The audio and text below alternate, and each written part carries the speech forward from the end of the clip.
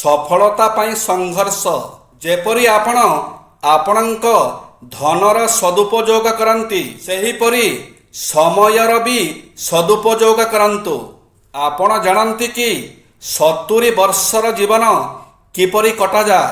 25 ବର୍ଷ ଶୋଇବାରେ, 30 ବର୍ଷ ପଢ଼ା ଲେଖାରେ, 6 ବର୍ଷ ଆରାମ ଏବଂ ବେମାରୀରେ, 7 ବର୍ଷ ଛୁଟି ଏବଂ ମୌଜ ମଜଲିସରେ, 5 ବର୍ଷ ଦୈନିକ ଯାତ୍ରାରେ, 4 ବର୍ଷ ଖାଇବାରେ ଏବଂ 3 ବର୍ଷ ଅସ୍ଥାୟୀ କାମରେ ଅର୍ଥାତ୍ ଏସବୁର ପ୍ରସ୍ତୁତିରେ।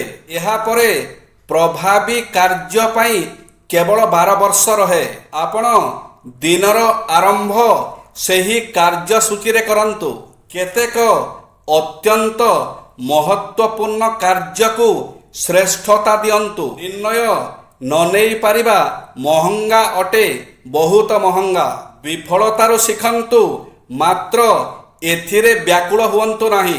କାଜୁ ଖାଇବାର ଉପକାରିତା। ରାତିରେ କାଜୁକୁ ପାଣିରେ ଭିଜେଇକି ସକାଳେ ଖାଲି ପେଟରେ ଖାଇବା ଦ୍ୱାରା ମସ୍ତିଷ୍କ ଶକ୍ତିଶାଳୀ ହୋଇଥାଏ, ସ୍କିନ୍ ଚିକ୍କଣ ହୋଇଥାଏ, ହାଡ଼ ମଜବୁତ ହୋଇଥାଏ, ଦୃଷ୍ଟି ଶକ୍ତି ବୃଦ୍ଧି ପାଇଥାଏ, କେଶ ଝଡ଼ି ନଥାଏ, ଚର୍ମ ରୋଗ ଠିକ ହୋଇଥାଏ, ଶରୀରର ଦୁର୍ବଳତା ଦୂର କରିଥାଏ। କାଜୁ ଖାଇବା ଦ୍ୱାରା ୟୁରିକ ଏସିଡ୍ କମ୍ ହୋଇଥାଏ।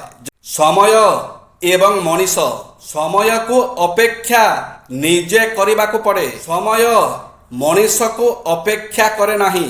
ତେଣୁ ସମୟକୁ ବର୍ବାଦ କରନ୍ତୁ ନାହିଁ। ପ୍ରଥମେ ନିଜର ପ୍ରକୃତିକୁ ଭଲ ଭାବରେ ଜାଣି ରଖନ୍ତୁ। ତାପରେ ନିଜର ଚିନ୍ତା, ଅନୁଭୂତି, କ୍ରିୟାକର୍ମ ଓ କଥାବାର୍ତ୍ତା ଉପରେ କର୍ତ୍ତୃତ୍ୱ ରଖନ୍ତୁ। ତାପରେ ଆପଣଙ୍କ ପ୍ରକୃତି ଉପରେ ଆପଣଙ୍କର ପ୍ରଭାବ ଆସିବ ଏବଂ ତାର ରୂପାନ୍ତର ସମ୍ଭବ ହେବ। ସରଳ ବିଶ୍ୱାସୀ ଲୋକମାନେ ଶୀଘ୍ର ଧୋକା ଖାଇଯାଆନ୍ତି। ସେମାନେ ଦୁନିଆକୁ ଭାବନ୍ତି ନିଜ ଭଳି ସରଳ, ହେଲେ ଏ ସ୍ୱାର୍ଥପର ଦୁନିଆ ତାଙ୍କ ସରଳତାର ଫାଇଦା ଭରପୁର ଉଠାନ୍ତି। ସମୟ ବଦଳିଗଲେ ଲୋକମାନଙ୍କର କଥା କହିବାର ଶୈଳୀ ବି ବଦଳିଯାଏ। ସୁଖରେ ରହିବା ପାଇଁ ଏହି କଥାକୁ ଧ୍ୟାନ ଦିଅନ୍ତୁ।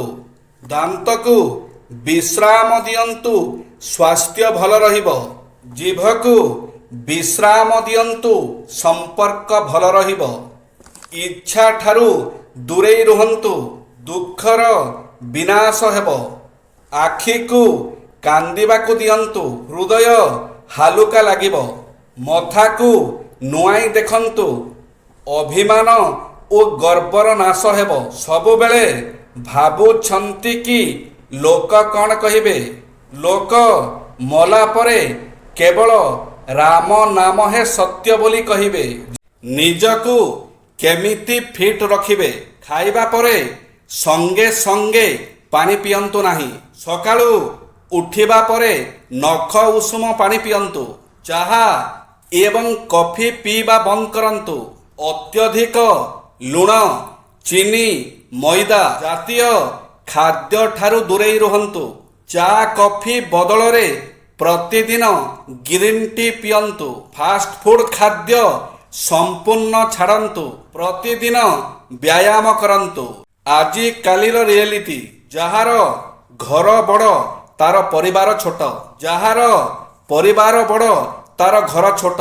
ଯିଏ ବେଶୀ ପାଠ ପଢ଼ିଛି ତାର କମନ ସେନ୍ସ ନାହିଁ। ଯିଏ ସବୁଠୁ ଦାମୀ ଔଷଧ ଖାଏ ତାର ସବୁଠୁ ଅଧିକ ରୋଗ। ଯିଏ ମଙ୍ଗଳ ଗ୍ରହକୁ ଯାଇ ସାରିଲାଣି ସେ ନିଜ ଘର ପାଖ ପଡ଼ୋଶୀ କଥା ଜାଣିନି। ଯାହାର ଅଧିକ ରୋଜଗାର ତାର ଶାନ୍ତି କମ୍। ଯାହାର ବହୁତ ଆଫେୟାର୍ସ ଅଛି ତା ପାଖେ ଟ୍ରୁ ଲଭ୍ ନାହିଁ। ଯାହା ପାଖେ କଷ୍ଟଲି ଘଣ୍ଟା ଅଛି ତା ପାଖେ ସମୟ ନାହିଁ। ଯାହାର ଭଲ ଜ୍ଞାନ ଅଛି ତାହାର ୱିଜଡମ୍ ନାହିଁ। ହ୍ୟୁମାନ ବହୁତ ଅଛନ୍ତି କିନ୍ତୁ ହ୍ୟୁମାନିଟି ନାହିଁ। ଜୟ ଶ୍ରୀ ଜଗନ୍ନାଥ।